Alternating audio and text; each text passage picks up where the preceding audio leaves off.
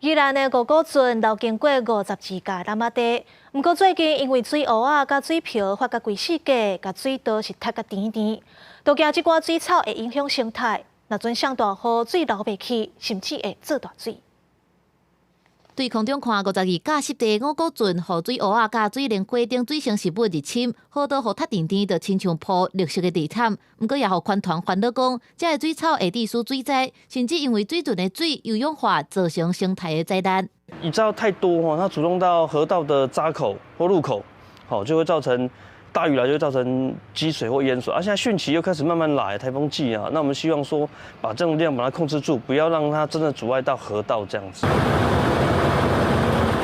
大型机构协助把水圳的水草掖出来，民众也开船协助清理。在地人讲，第一个看到这款情形，唔若影响当地坐阿母圳的体验，钓鱼的人也拢无去啊。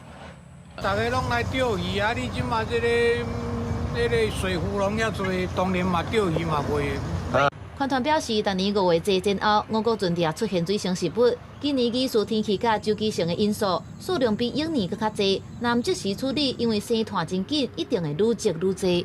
因为其实前2天已经派工开始着手清除，那还有设机具，那我们预计在下周会把这整个河面的部分的布袋莲跟大坪清除完成。